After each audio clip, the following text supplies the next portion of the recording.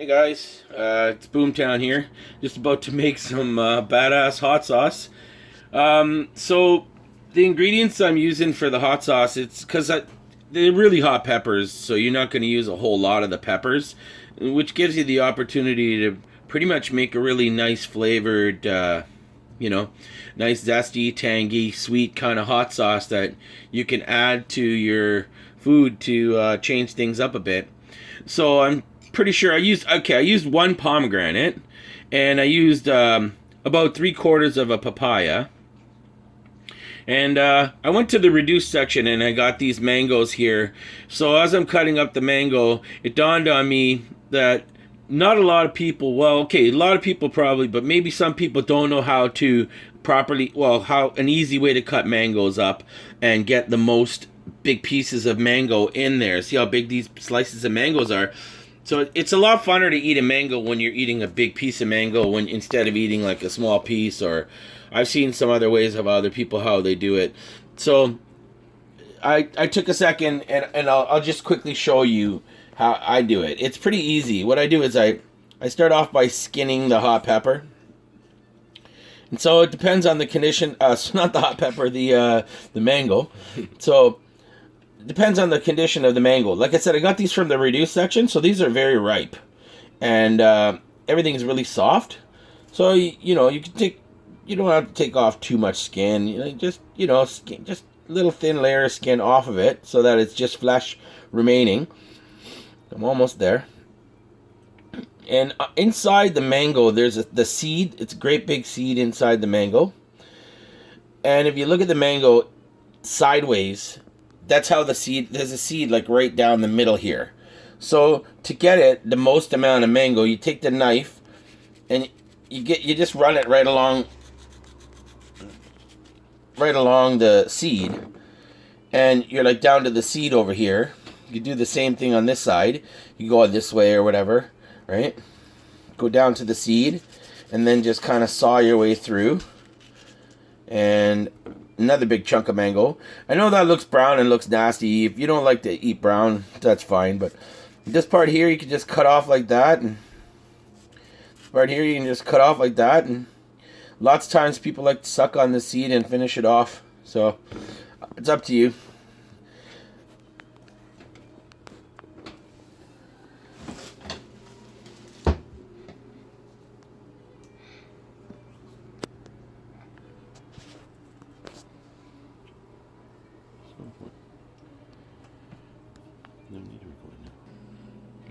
Okay, just to let you know, we're back at it again. So I got most of the stuff chopped up. I diced up, I would say like two.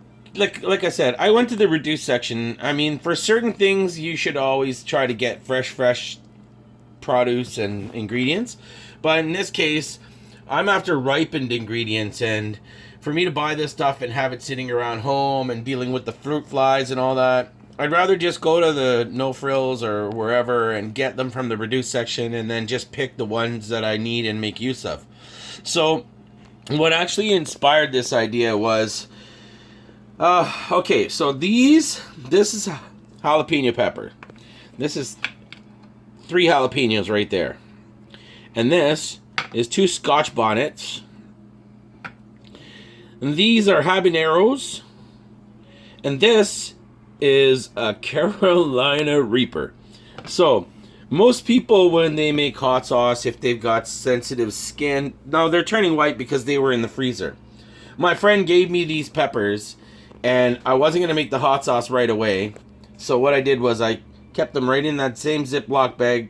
Friend of mine named Alex. So Alex, if you end up watching this video, thumbs up and know that your peppers went to a real good use. So I put them in the freezer. Like most people that make hot sauce, it's a pretty good recommendation for them to wear some kind of like latex gloves. And if you don't want the to have your hot sauce too hot, then I highly recommend that you carve out some of the seeds.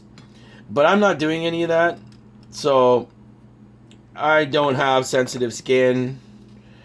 And just make sure that you don't touch your face.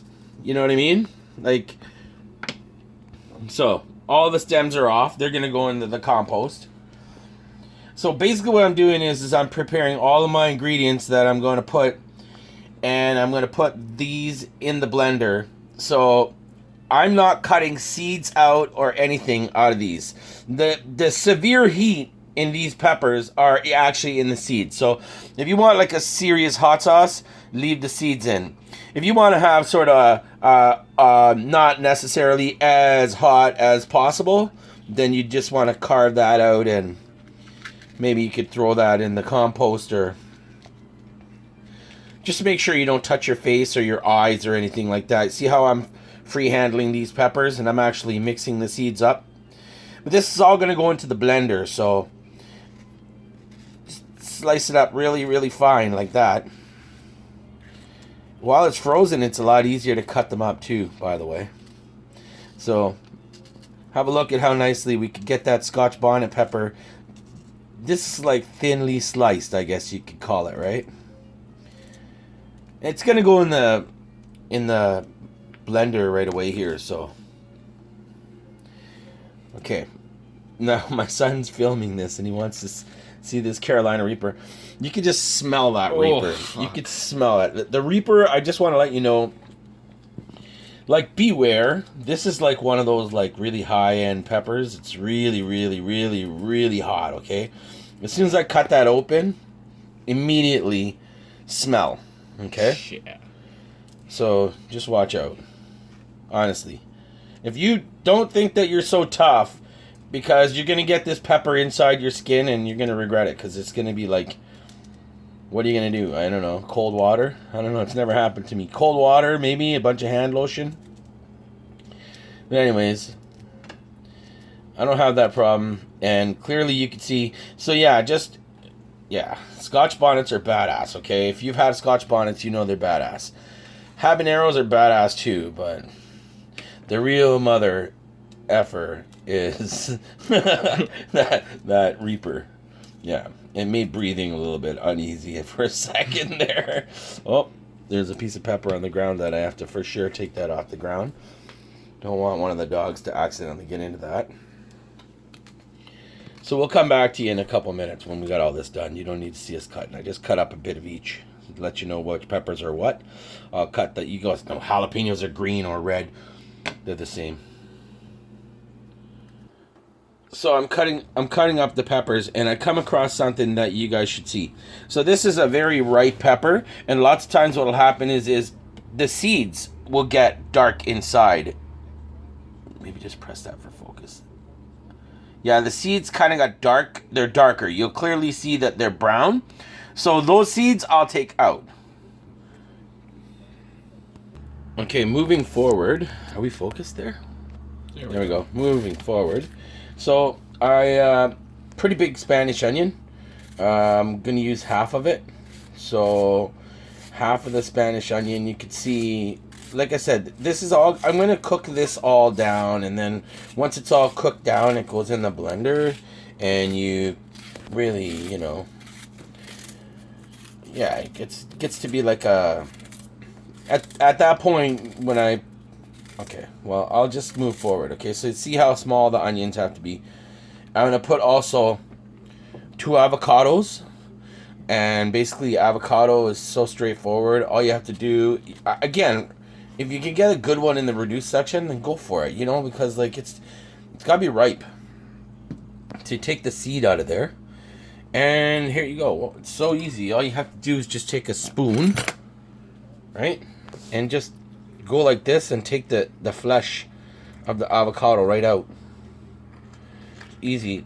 Sometimes, I'm not trying to say anything like, but some people they're not used to they never had avocado in their life, and this might be the first time that they're going to try avocado. So if you're going to eat avocado as well, that's how you eat them, by the way. So just basically scoop it out. And the shell... like the skin is hard on the inside as well. Basically, you just make a whole pile of ingredients, and if you have a food processor will work good, or you could use a blender, which I'm going to use as a blender. And then we're going to use some lime, and we want to add a little bit of acid into there, right? So basically, you know what the deal is with a lime.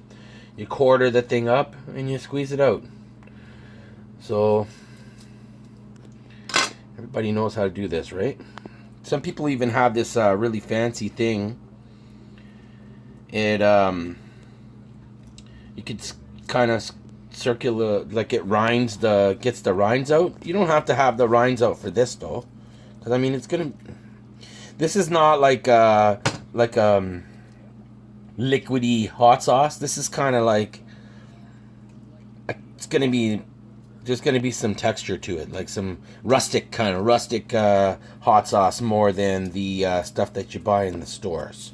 If you want to have it like so that it's just like the thin liquid, then after it's all done, then you strain it. But okay, so look, garlic paste. Sorry, not garlic paste. Chopped garlic. I'm gonna put 2 tablespoons, like nice tablespoons of that. So I got 1 pomegranate, 2 mangoes, 2 tomatoes, 3/4 of a papaya, 2 avocados, and 2 limes, half of a Spanish onion, or like a red onion, anyways, you can call it whatever you want, and then half, same like this size, half, it's like, you know, I don't know, half of a yellow onion. So the onions, I actually went and got good quality onions because I didn't want to just use the cheap ones for this. But okay, we're gonna get back to you soon. Okay, so we're about to start putting the